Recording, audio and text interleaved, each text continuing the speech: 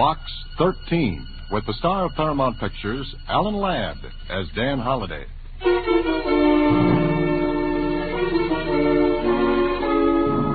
Box 13, care of Star Times. Please meet me at 2 o'clock tomorrow afternoon in front of the Mercantile Building. You can do me a tremendous favor, perhaps change the whole course of my life. I shall be wearing a brown gabardine suit, and I'll be carrying a forest green suede. I'll be carrying a forest green suede handbag. That was all. No name, no initials. Just the letter. Well, it didn't sound like much of an adventure. Brother, but how I could have used a crystal ball in good working order.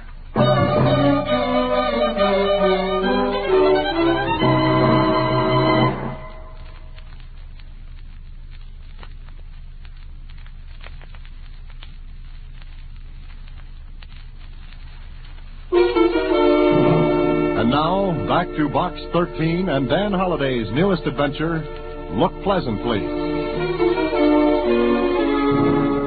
Gee, Mr. Holliday, doesn't look particularly thrilling, but I guess it's like the oldage. Huh? The what? The oldage. You know, when somebody says something smart that means something different from what it says, only it's the same thing. Oh. On your next trip around the office, fix that one up, Susie. What? Never mind. Just save up your adage. Okay? Okay. Hey, I can just make it to the Mercantile Building by 2 o'clock. So long, Susie. There were lots of people standing in front of the building, but only one girl in a brown gabardine suit, green hat, and handbag. I didn't walk up to her right away because, well, I wanted to take a good look. And what I saw was good. Maybe about 24, slender, lots and lots of brown hair that fell down from that cute hat in a nice way. Her clothes spelled money with 2 capital M's. Well, I walked over to her. Good afternoon. Oh. I'm the man from Box 13. Oh, thank you. Look, I know this sounds terribly foolish and silly, but I do want your help. Mr. Holliday. Dan Holliday. Oh, all right, Mr. Holliday. Do you have half an hour to spare? Well, the afternoon's young, and I can wear it away to an old age. That answer your question? Yes, it does. Do you photograph well, Mr. Holliday? Huh? Well, my baby pictures always turned out pretty good. Of course, that was a little while ago, and Look, I want you to have your photograph taken with me. Oh, is that all? Yes, that's all. Of course, I'll pay you for your time and trouble. Oh, no.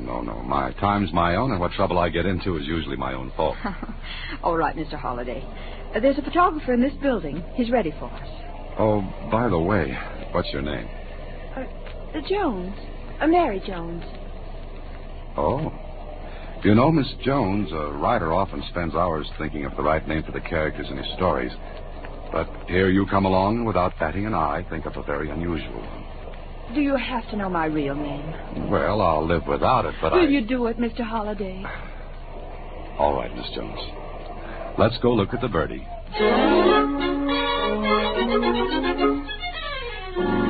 The photographer was ready, and it didn't take long for him to run off 3 shots.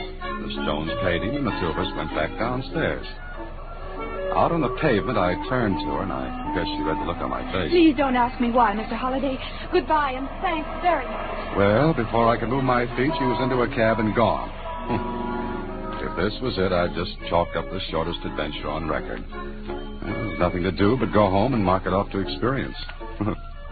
Yeah, that's where it should have stopped.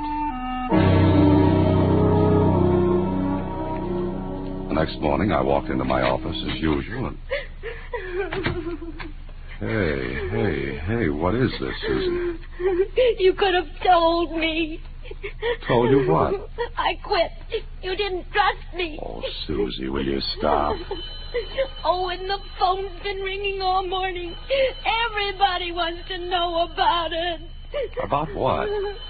Just answer the phone and find out. You... Careful, Susie, careful. Hello. Good morning, lover boy. Oh, Kling.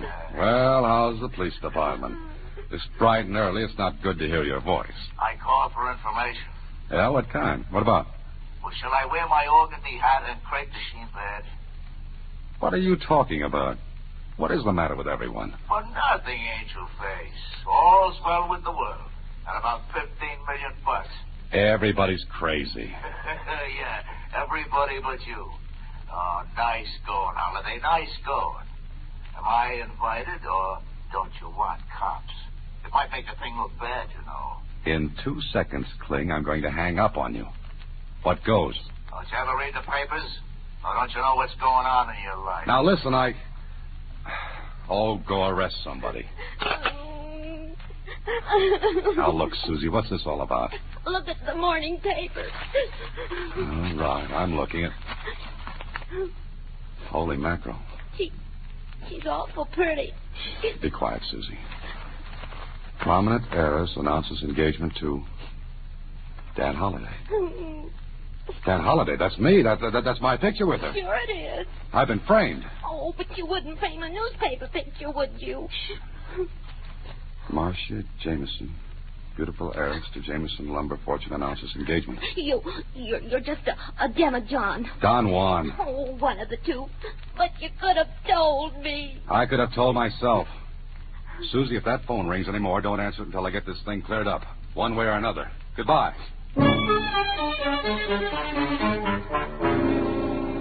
I got Marcia Jameson's address from the society editor at the Star Times, and a half hour later I was ushered into the big library at the Jameson home.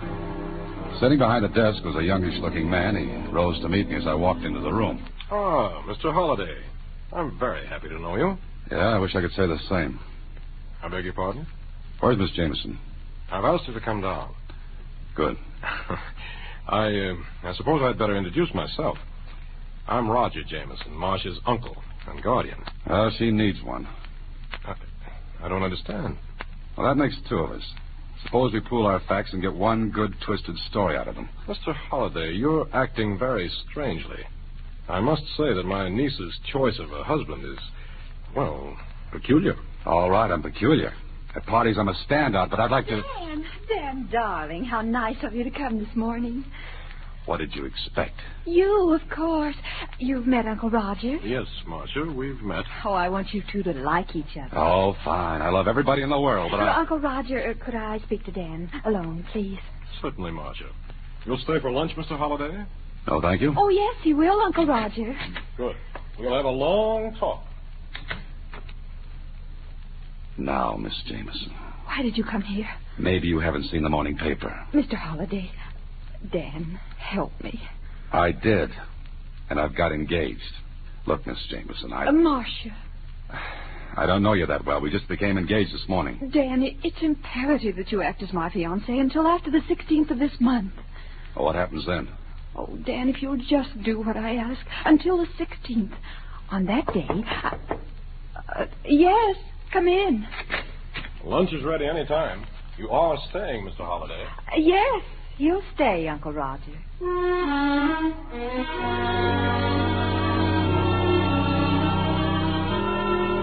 One more lunch like that, and I'd have had indigestion for the rest of my life. Uncle Roger was very curious about me. He asked a lot of questions, which Marcia answered. Then, when I was ready to leave... Of course, Mr. Holliday, this engagement came as a complete surprise to me. I had no idea you and Marcia even knew each other. Well, I get around a lot, Mr. Jameson. You'd better call me Roger, Dan. Yes, there's nothing like being friendly.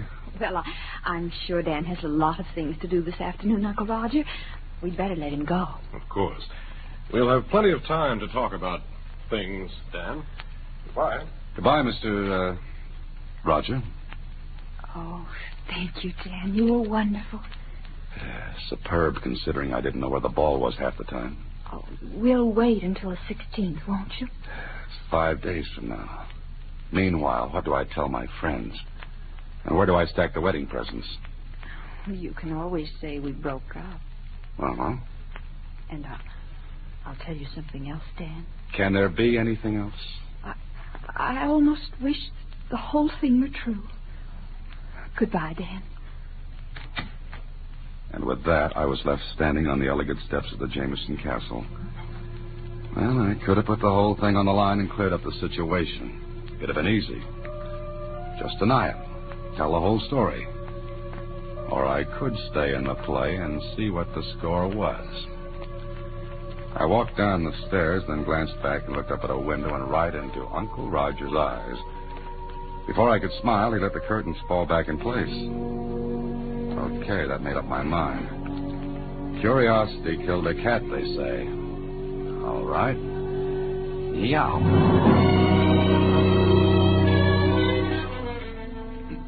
Well, Danny, welcome to the Star Times. And what brings you into the morgue? Jonesy, I want to do some research. So you came to the right place. Oh, congratulations. Thanks. That's a lot of dough you're marrying. Yeah. Kind of sudden, wasn't it? Known her a long time? Jonesy, I feel as though it was just yesterday. Now, get me everything you've got on her. Huh? You're going to look up your own fiancée? Yep. What's the idea? Kind of silly, isn't it? Well, it's your business. I can put my fingers right on the stuff you want. You got much? All here.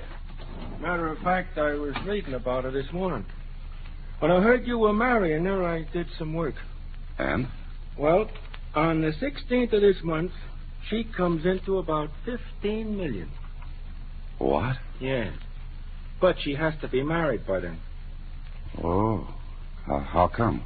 Her father's will says so. If she doesn't marry by the 16th of this month, this year, her $15 million goes to, Roger Jameson, uncle.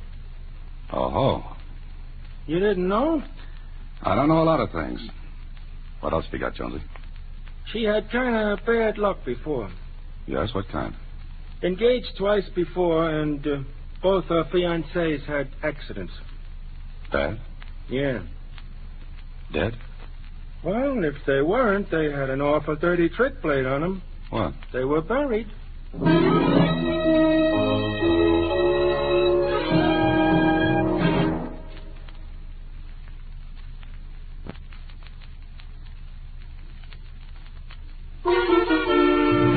And now, back to Look Pleasant, Please. Another Box 13 adventure with Ellen Ladd as Dan Holliday. Well, there I was, all wide-eyed and innocent, engaged to marry a girl whose last two fiancés had lots of bad luck. For myself, I wasn't anxious to inherit any of that. But I had to find out a little more. So I went back to the Jameson place. The butler recognized me and let me in without announcing me. I walked down the hall and heard voices in the library. Ordinarily, keyhole listening would have been out, but, well, I heard my name. The door was open, so... I tell you, Dan, we'll go through with it. Oh, Dan. Dan, first name already, eh? Oh, don't be silly, Charles. I've got to convince everyone he is my fiancé. Well, what if he backs out before the 16th? He won't. What makes you so sure? I know. Oh? Oh, don't be stupid, Charles. I'm not stupid. I'm just careful. Darling, you know better. Well, all right, Marcia. Now, you'd really better go, Charles. After all, you... As they say in Alice in Wonderland, curiouser and curiouser. I was wondering about it when Charles came toward the door. I backed away and ducked into another room. Well, where is Dan now? I don't know, Charles, but you'd better get back to the office or Uncle Roger will miss you. All right, darling. Bye. Oh, I'll tell you when and where we can meet again, sweetheart. You know, I'm fussy about these things. Oh. Who the devil is... The name's Holliday, Charlie. I'm engaged to Marcia. Oh, how did you get in? The front door. It works. You ought to be ashamed of yourself, Charles, kissing another man's betrothed. Well, now, look, Dan, Oh, you go on, Charles. Dan, I want to explain something. They could stand it. Now, look, Holliday, Go on, Charles. Oh, very well. I'll see you. Will you come into the library, Dan? But I've got a book. Oh, please, I owe you an explanation. Okay. All right, go ahead. Well, Charles is... Charles is the man you love. That the line you're hunting for? Yes. All right, that's the first I'll leave out of the bottle. The rest should be easy. But it isn't. You see, Dan, your life's in danger. Yes, I gathered that from the things I read a while ago. You read? Yes, the newspaper files. Oh, Dan, if you want to, you can back out. I know. But maybe I'm more than a little curious. But you know about my two fiancés. Extinct. Uncle Roger killed them, or had them killed. And Uncle Roger knows nothing about Charles? No. The aforementioned uncle thinks I'm fiancé number 3 in order of appearance. Uncle tries to put a block on me while Charles goes for a touchdown, right? Oh, you make it sound so brutal, heartless. Got any other words for it? You and Charles live happily ever after. I don't. All right. You can do as you please. I was going to ask you to go through with it, but I can't. So before I left, I promised Marcia I'd stick it out another day. Okay, I'm a sucker. But if Uncle Roger was going to toss a curve, I'd at least be waiting for it. But before I went any further, I called on Lieutenant Kling, told him what was up. He was very sympathetic. Oh, what a story. It strikes you funny, huh? Yeah. All I want to know is, was there anything that might have tied the uncle in with the deaths of Marcia's fiancés? No. You're sure? Sure I am. When I read about your engagement, I remembered her name. And? Those deaths were accidents. And the uncle? Clean. Look, Kling, maybe he's smart. Yeah, could be. There are lots of smart people in the world. Oh, but I'm not one of them. Is that it? Look, Holliday, I warned you that someday your Box 13 routine would land you in a slippery spot. Okay, it's up to you to keep your footing. Kling, just suppose I lead with my chin, and Uncle Roger takes a poke at it. Would that open up the other 2 cases? Sure. All right. Maybe I'll do it. Holliday.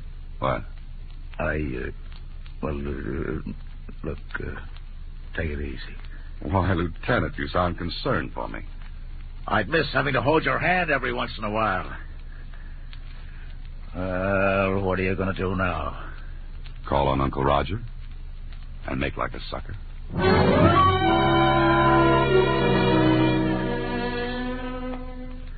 Well, Dan, sit down, won't you? Thanks, Roger. You know, it's going to be quite a treat seeing Marcia married. Yes, after 2 unhappy beginnings before. Oh, you know about those? Marcia told you, I suppose? In a way, yes. Mm-hmm. You wanted to see me about something, Dan? Oh, just a social call. If you're busy, I can... Oh, no, not at all. I was about to leave anyway. You know, Roger, it's very strange. Strange? What is? You haven't asked me anything about myself. I don't have to, Dan. Meaning? I've been very busy since this morning. You see, I have quite a bit of influence. Connection, so to speak. And they told you what? Who you are, where you live, what you do for a living. Dan, how much do you love Marcia? I'm going to marry her. You have quite a good income, so it's not the money you're after. Obviously. Dan, I'd give anything in the world to see Marcia happy. We practically grew up together. There's only 10 years difference in our ages. You see, my brother was 20 when I was born. Oh, I see. Marcia is my only living relative. Oh. Then I understand your concern for her. I'm glad you do. I want to show you something. Miss Claridge, bring in the Jameson estate papers, will you? Thank you. What's that for? Dan, you write mysteries, among other things. Consequently, I think you have a suspicious mind. What do you mean by that? Well, I'm Marcia's uncle, trustee of her fortune until she gets married, which must be by the 16th of this month. Now, surely in one of your stories you must have written about a guardian who misappropriates funds, embezzles. No, I never have. Well, it doesn't really matter. You see, The estate papers, Mr. Jameson. I thought I asked Miss Claridge to bring them in. Oh, well, she was busy, and I was on my way past anyway. All right, Charles. Thank you. Oh, Charles, this is Dan Holliday, Marcia's fiancé. Dan, this is Charles Crane. How are you? Fine. Congratulations. Thanks. Is that all, Mr. Jameson? Yes, that's all. Thank you. All right. Here are the papers. I think you'll find every penny accounted for. Everything in order, Dan? It looks like it. We're going to get along, Dan. Get along beautifully. I wonder for how long. If Uncle Roger was planning on making me number 3 on his hit parade, he was playing it smart. Oh, he was smooth. So smooth that I stayed at a hotel that night. If Uncle Roger knew where I lived, I might have visitors. And of course, I didn't sleep much. It was a lot of thinking to do. And it added up to something funny. The next day was Saturday, and it came in handy because Uncle Roger's office was closed. And I wanted to see something there. I called on Marcia and told her. Maybe she was a little surprised. Why do you want to go through the files, Dad? I've got a hunch, Marcia. Maybe Uncle Roger didn't show me the right papers. For the estate? Yeah, that's it. You got a key to the office? I could get one, and one to the files. Get them for me, will you? Say, where's Uncle Roger today? Oh, on a yacht anchored outside the harbor. You're to go there tomorrow night. Why? He's arranged an engagement party. Dan, if you don't want to go, if you want to back out now... Nothing doing. I'm beginning to like this. All right, Marcia, give me the keys.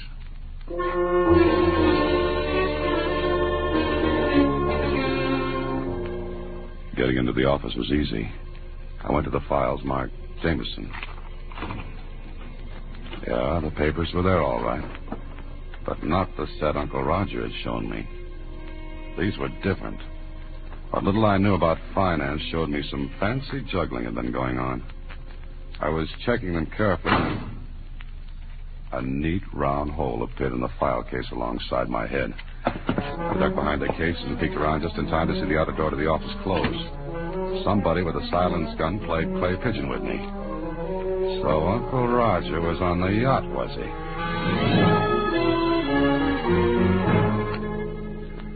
When I got back out on the street, a storm had kicked up. I took a cab back to my apartment and phoned Marcia. She didn't answer. The butler said she had gone, and Uncle Roger was on the yacht. Late in the evening, I received a note from Marcia. Dan, I'm terribly frightened. Uncle Roger insisted that I come to the yacht tonight. I'm writing this note from my cabin now. I know something dreadful will happen, so please, if you can, come at once. There are speedboats at the dock to take you out. But be careful, Dan. Be careful. It could have been a trap, but I compared the writing on this note with the first letter to Box 13. Oh, it was hers all right.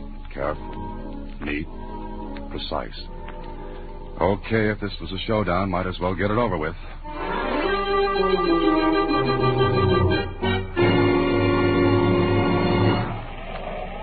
When I got there, the yacht was pitching and rolling like a bad bronc with a burr under his saddle. That all-day storm hadn't let up a bit.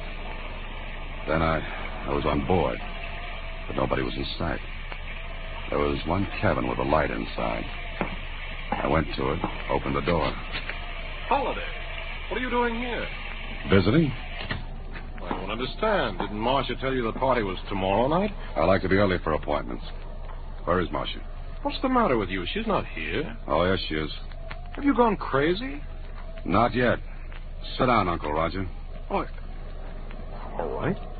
You know, Uncle Roger, I don't like being shot at. I don't know what you're talking about. Where is Marcia? Cut it out. Yes? What were you going to say? Well, what's the matter? Have you got a gun? Gun? Yes, but... Get it. Are you... Get it fast. It's not here. It's always in this desk drawer. Is this what you're looking for, Uncle Roger? Charles, what are you doing here? And you might ask him what he's doing with your gun. It is yours, isn't it? It looks like it. You don't think I'd kill you with my own gun, do you, Holiday?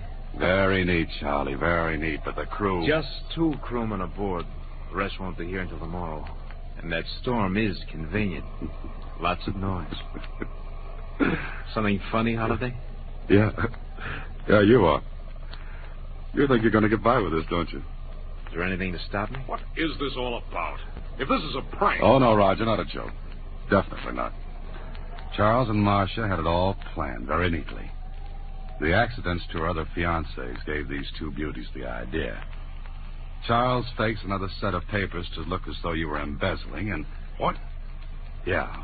They make it look as though you can't afford to have her married by the 16th because if she doesn't marry, then the estate goes to you. And you're killed with my gun. That's it. And you're killed the same way. Charles muscles up this cabin to make it look as though there were a struggle. All right, Holiday, second guessing. Oh, no, Charlie, I'm not so dumb. You see, I called the police before I came aboard. You see, I guess... You're a liar. You couldn't know. Oh, but I could. Marcia's note gave it away. Marcia's note? Uh-huh. The note she was supposed to have written aboard this yacht. You see, her handwriting was neat, precise, careful. Charlie, ever try to write a neat hand on a pitching, rolling yacht? Can't be done. So I knew she wasn't aboard. And there was only one reason she'd want to get me here. To work this frame. And... Oh, hello, Lieutenant Kling. Lieutenant... Oh! Grab the gun. Holiday, is he... Charlie's gone bye-bye for a little while. Call the police in here, Dan. Where are they? Are you kidding? Lieutenant Kling is probably saving his Betty by. Me, I gotta sit down.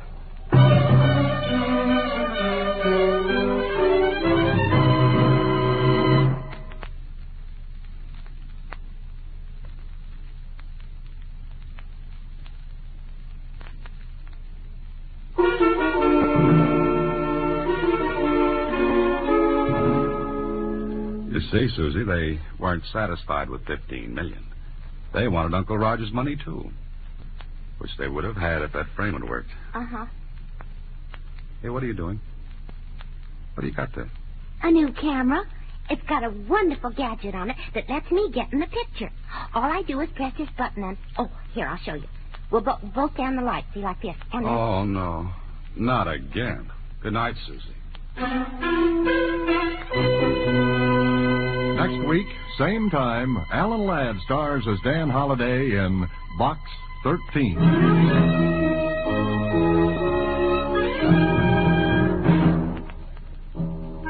Alan Ladd appears through the courtesy of Paramount Pictures. Watch for him in his latest picture, Saigon. Box 13 is directed by Richard Sandville, with an original story by Russell Hughes, and original music composed and conducted by Rudy Schrager. The part of Susie is played by Sylvia Picker, and that of Lieutenant Kling by Edmund McDonald. John Beale played Roger Jameson. Production is supervised by Vern Karstensen. This is a Mayfair production from Hollywood.